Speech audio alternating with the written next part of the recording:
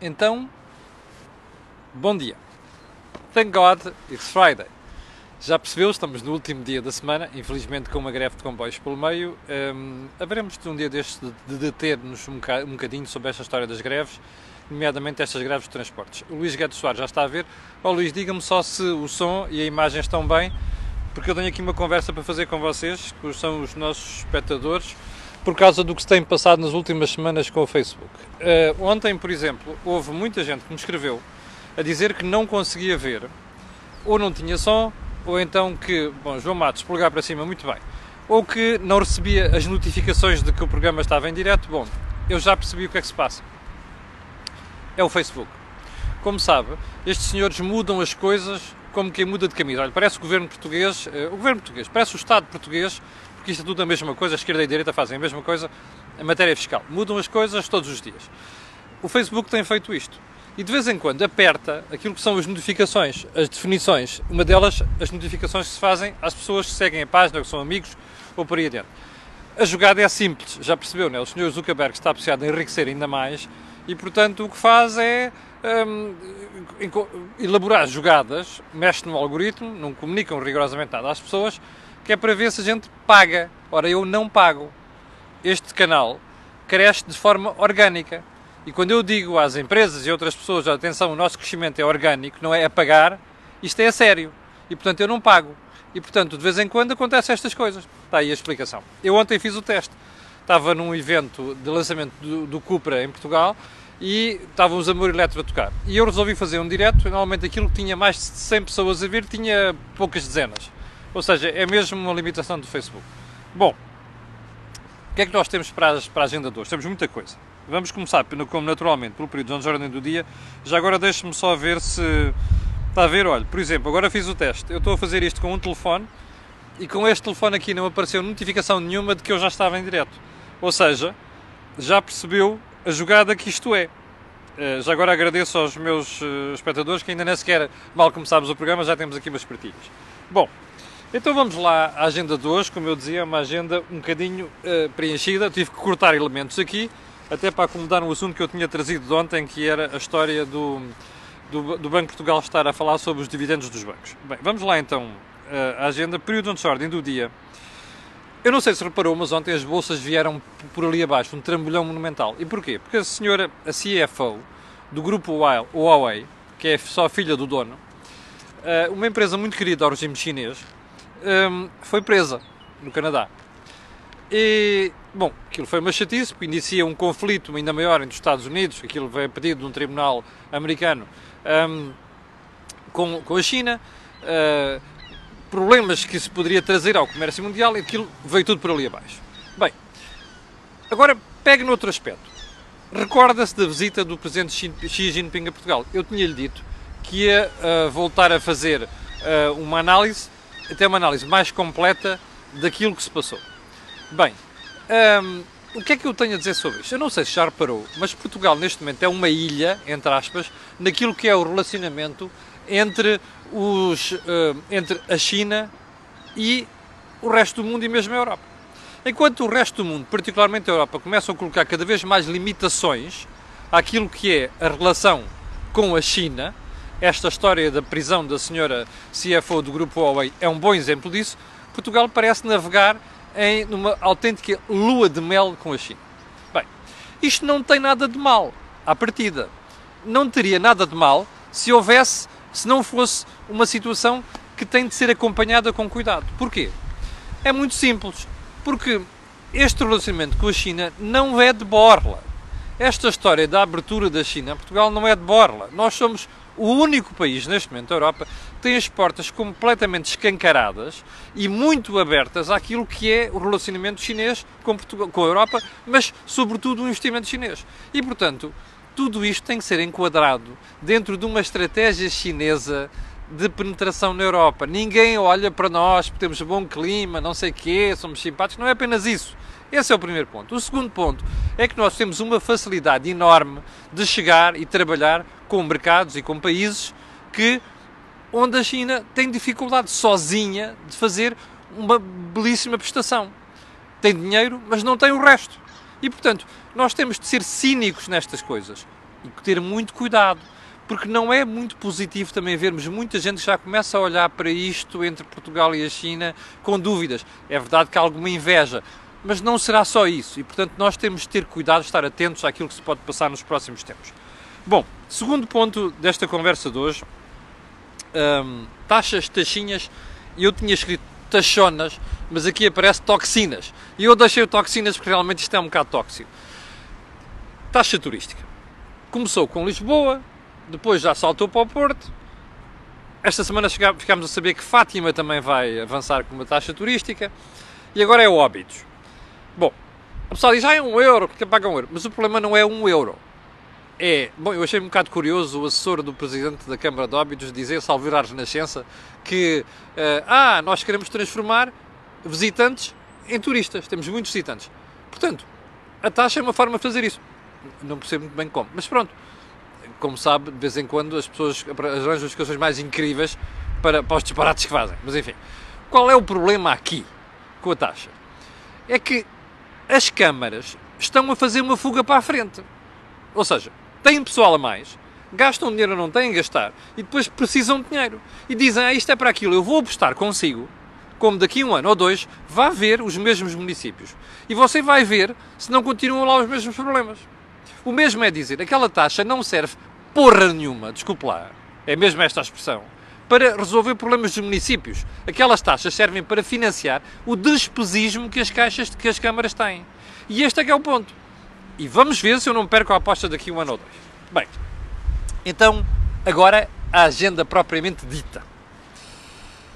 Por onde é que começamos? Olha, por uma história singela. Hoje há eleições no Monte Pio, na Associação Mutualista. Eu tenho evitado falar disto, que é para até não dar aqui a sensação que estamos a tentar definir as eleições. Mas fiquei espantado ontem ao ver uma história que, salvo ver, foi o Expresso, contou, que diz uma coisa muito simples. No dia 13 deste mês há um lançamento de um livro e há um conjunto de pessoas que vão falar. Entre essas pessoas estão pessoas da lista do atual presidente da Assembleia, da Associação Mutualista, António Tomás Correia, que eu conheço há muitos anos, contra quem pessoalmente não tenho rigorosamente nada, mas do ponto de vista institucional já não é a mesma coisa, eu já vou explicar porquê, mas apareceu o nome do António Tomás Correia, mas curiosamente o nome do Ministro Vieira da Silva.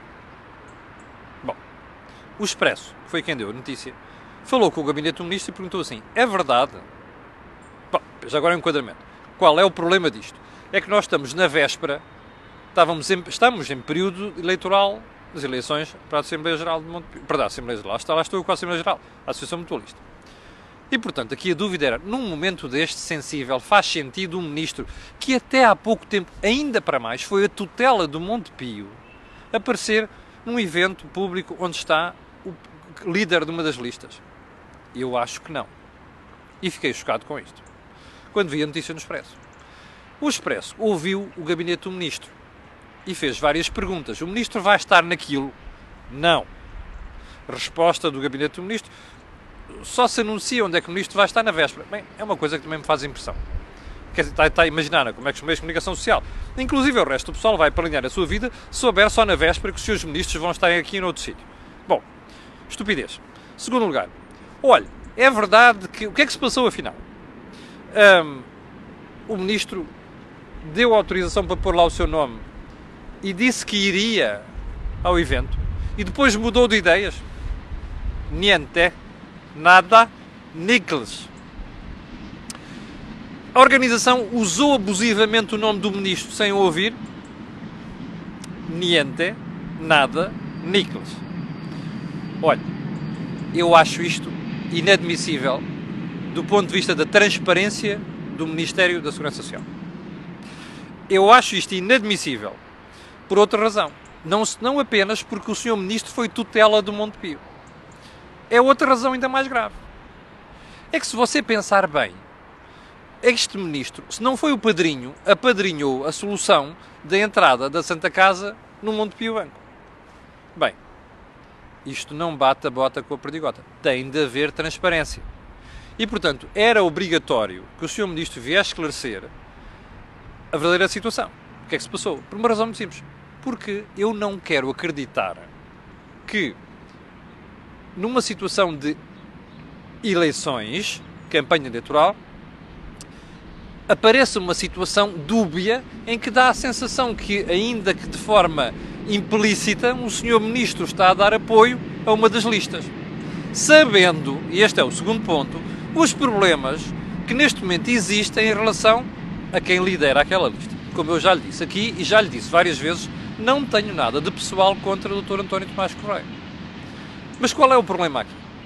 O Dr. António Tomás Correia, que enquanto foi presidente do banco e da Associação Mutualista, está a braços com uma série de investigações da Justiça, PGR, e é alvo de processos do Banco de Portugal que implicam contraordenações por causa da sua gestão. Ele e a sua equipe. Ora bem, você dirá, mas ninguém pode deixar de exercer os seus direitos porque há uma suspeita. Pois não. Mas o problema é que manda a decência e a transparência que em situações destas a gente diga assim, o que eu estou a fazer, que é candidatar-me ou recandidatar-me, porque aquela lista recandidata-se pela 4ª vez. Isto fica bem do ponto de vista de transparência. Isto não corre o risco de afetar a instituição por causa de uma questão de credibilidade? Eu acho que corre. E, portanto, só isto aconselhava que o Dr. António Tomás Correia não se candidatasse à presidência da Associação Mutualista. Repito, não tenho nada de pessoal contra este senhor. Ou seja, ou melhor, levando isto mais longe, conheço-o há muito tempo. Bem, segundo ponto disto tudo, algumas das situações em que alegadamente a gestão de António Tomás Correia está envolvido são situações graves. Ainda ontem o público, através da jornalista Cristina Ferreira, dava conta, eu vou dizer que é para não haver dúvidas, que o Dr. Tomás Correia terá violado limites de investimento especulativo no Monte Pio, apesar dos alertas. Já depois da crise financeira, os investimentos especulativos da Caixa Económica Monte Pio Geral, que é o banco, na altura chamava-se assim, fez em alguns produtos como derivados da PT, 75 milhões de euros, empréstimo de risco concentrados em apenas 9 clientes, que somavam cerca de 850 milhões de euros. E diz que o resultado disto tudo são 600 milhões de euros, o resultado da violação destas regras. Bom, é óbvio que isto não existe prova em tribunal, mas, repare, todas estas dúvidas aconselhavam que o Dr. António Tomás Correia se afastasse deste processo e deixasse que as eleições fossem disputadas por outros candidatos, por outras listas. É assim a democracia, mesmo nas instituições. Bom, até porque ontem houve um espectador muito atento que me disse assim, você recorda-se um dia que escreveu no Jornal de Negócios, quando o Dr. Ricardo Salgado tentou meter o Dr. Amílcar Moraes Pires na administração do BES, porque o Banco de Portugal correu com o Dr. Ricardo Salgado, e você escreveu no Jornal de Negócios que, bem, a insistência em agente da própria equipa e ele ficar lá por interposta pessoa, até levanta dúvidas sobre se calhar ele tem medo que apareça alguma coisa que ele não quer que apareça. Bom, eu não sei, como disse o espectador que me escreveu, eu não sei se é isto que se passa com a atual situação no Monte Pio. Bom, mas se for ainda é mais grave. E, portanto, tudo aconselhava a que esta administração não continuasse na Associação Mutualista.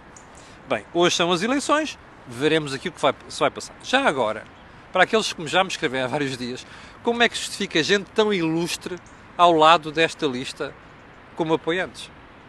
Olha, é a vida, digo eu. Se calhar valia a pena que você está desse lado fosse investigar algumas das relações dessas pessoas com a instituição em causa nos últimos anos, para se calhar percebe alguma coisa, começa a puxar uns fiozinhos aos novelos e vai perceber muita coisa. Mas isto é uma sugestão que eu deixo assim para fazer desse lado. Agora, que é estranho, sobretudo por causa destas, entre aspas, acusações e investigações que estão aqui à volta. E repito, não tenho nada de pessoal contra estas pessoas. Bem, terceiro ponto. Ontem, o Franciu, o Pierre Moscovici, eu quando digo Franciu não tem nada de positivo, ok? Algumas pessoas dizem, você está para aí com as expressões de positivo, não tem nada. A gente diz a brincar na nossa vida, olha o Franciu, olha o Chinoca, não sei quantos, não é? Sei lá, não tem nada de positivo. O Franciu esteve ontem em Lisboa numa conferência para falar sobre tratado orçamental, essas coisas todas. Bem, e às tantas vira-se, deixa-me lá até citar o que é que ele diz. Achamos Comissão Europeia, que tendo em conta as nossas estimativas, os esforços estruturais de Portugal poderiam ir um pouco mais além e por isso falamos em riscos naquele relatório que a Comissão Europeia emitiu sobre Portugal. Recorda-se, não é? Falámos aqui na semana passada. Bem, estava só aqui a compor a câmara. Bem, é inacreditável. Este senhor diz assim, um pouco mais além, Portugal diz que vai fazer um esforço estrutural de 0,3%. A Comissão diz que são 0,2%. Sabe o que é que diz o Tratado Orçamental? 0,6%. Se você acha que de 0,2 para 0,4 é um pouco, não é. É este senhor que tem a mania, que é socialista tal qual este governo, que tem a mania de defender os rapazes que aqui estão a todo o custo. E só não defende, neste caso, porque os serviços da Comissão foram tão sérios, tão chatos com ele, que ele foi obrigado a engolir isto. Bem, mas agora veja o que é que diz o Sr. Primeiro-Ministro, que não está tudo bem. Aliás, o Moscovici ontem reconheceu mesmo isso, que o Primeiro-Ministro está tudo bem, e depois o Moscovici vai muito longe. No ano passado também dissemos o mesmo, Portugal até nos surpreendeu. Who the fuck cares? Desculpa lá a expressão. O passado não nos diz nada sobre o futuro. Mas a situação económica há um ano era uma, no próximo ano vai ser outra. Portanto, este fulano devia ter sido muito mais assertivo e muito mais chato do que foi. Bom, é claro que você vai dizer, daqui a um ano a gente cai em cima se as pessoas correrem mal. Não cai nada, porque este fulano daqui a um ano se calhar não está lá, está no sítio qualquer. E já agora, a memória das pessoas é curta, não é? E portanto, as coisas passam todas ao lado. Mas o que não passa ao lado depois é a implicação disto para a economia portuguesa e para os nossos bolsos. Bem, mas o que eu achei mais lindo ontem, lindo, foi ouvir o Sr. Primeiro-Ministro, e isto é o ponto seguinte, sobre esta matéria, dizer assim, eu sou contra o Tratado Orçamental. A sério? 800 pessoas em direto, muito obrigado pelo apoio à cor do dinheiro. A sério? O Primeiro-Ministro é contra o Tratado Orçamental. Você recorda-se que o Bloco de Esquerda também era contra o Tratado Orçamental, da campanha eleitoral. E o PCP, e agora fazem tudo o que o Tratado Orçamental manda fazer. Ontem eu ouvi o Bloco de Esquerda curvar a cabeça perante a limitação para os professores e dizer assim, não, até podemos resolver isto numa série de anos, mas neste momento vamos fazer aquilo. Reparem como esta gente mudou. Assim como o Primeiro-Ministro. O que eu acho inacreditável nesta história toda é que o seu Primeiro-Ministro diz que é contra o Tratado Orçamental, mas depois faz tudo aquilo que o Tratado Orçamental manda fazer. Cativações, olha, não há progressões para professores nem para outras classes. A propósito disso, já viu a manchete do Correio da Manhã? Por acaso eu acho que é muito feliz. Olha, diz assim, eu vou-lhe mostrar, e já volto ao tempo. 281 mil funcionários pressionam o orçamento. É isso mesmo. Se vocês, não são só os professores, há uma série de classes que depois vão atrás. Repare, 281 mil, sabe o que é que isto quer dizer? 50% da administração pública reclama nova contagem de carreira, de tempo de serviço para as carreiras. Mais de 50% da administração pública. Já imaginou o que isto é? O Correio da Manhã fala do impacto de 1.000 milhões. Não é não, é superior a 1.200 milhões. 1.200 milhões. Diga-me uma coisa, você tem dinheiro para pagar isto? O Sr. Primeiro-Ministro tem dinheiro para pagar isto? Não tem. É por isso que está a fazer esta política que está a fazer. Ou seja, o fulano que é contra o Tratado Orçamental depois faz exatamente tudo aquilo que o Tratado Orçamental manda fazer. Mas este senhor vai além daquilo que diz o Tratado Orçamental, porque, como sabe, o Governo tem apresentado sucessivamente déficits mais simpáticos daqueles que prometeu. Portanto, esta malta vai para além da Troika, para além do Tratado Orçamental, e ainda diz que é contra o Tratado Orçamental. Olha, chapô! Aprenderam com de Cipras, não é? Bem, sigamos. Qual é o ponto seguinte? Eu tinha ficado de falar disto ontem. O governador do Banco de Portugal, que andava calado há alguns tempos, abriu a boca nos últimos dias e veio dizer uma coisa muito interessante. Os bancos têm que ter cuidado com a distribuição de dividendos. Bolas. Eu ia dizer porra, desculpa-me a expressão. Bolas.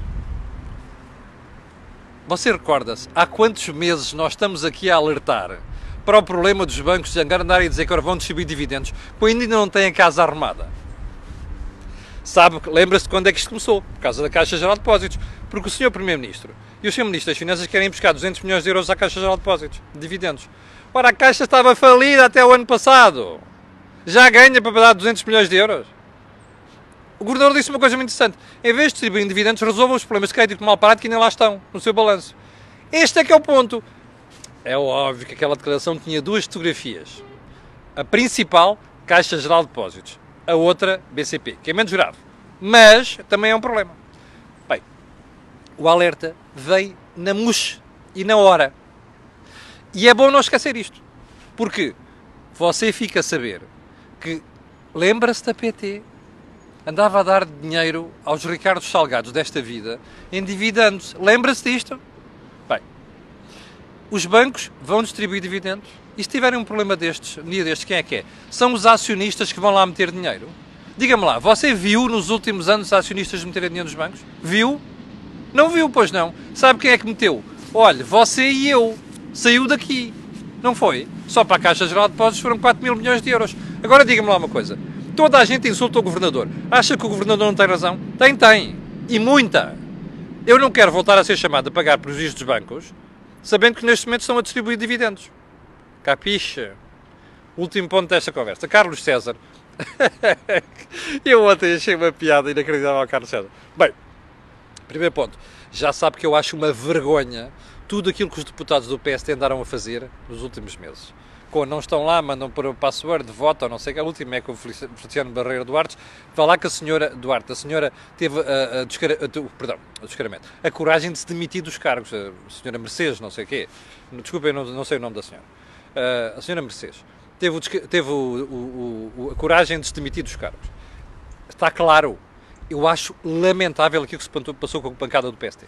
Mas ontem eu vi uma coisa inacreditável. O Dr. Carlos César, líder parlamentar do PS, dizer que no PS aquelas situações não aconteceriam.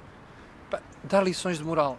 Eu acho que a pior coisa que pode acontecer aqui é começarem assim. Eu não faço, tu fazes. Olha, vão ter com aquilo. Aquilo é que se portou mal, parece no recreio. Ainda para mais, por outra razão.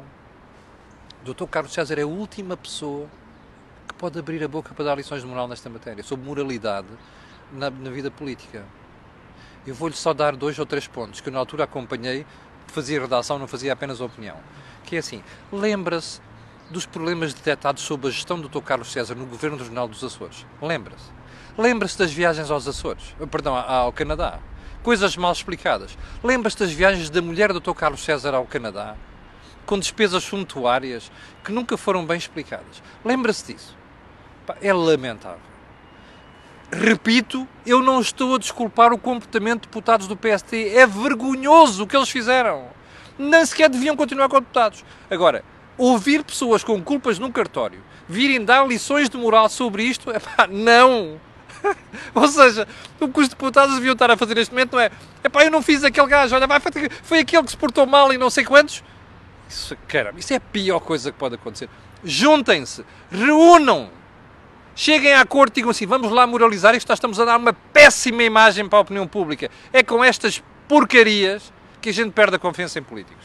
Olhe, vou ficar por aqui, já terminei, voltarei na segunda-feira às 8 da manhã e para o final vou-lhe só pedir um favor, colocar aí um gosto e fazer partida nas redes sociais, porque você ouve aqui, não ouve em mais sítio nenhum. E além de mais, por outra razão, como já sabe, o Facebook anda a tentar limitar aquilo que são o efeito das partilhas e o efeito das notificações. Muito obrigado, tenham um grande fim de semana e até segunda-feira às 8 da manhã. Com licença.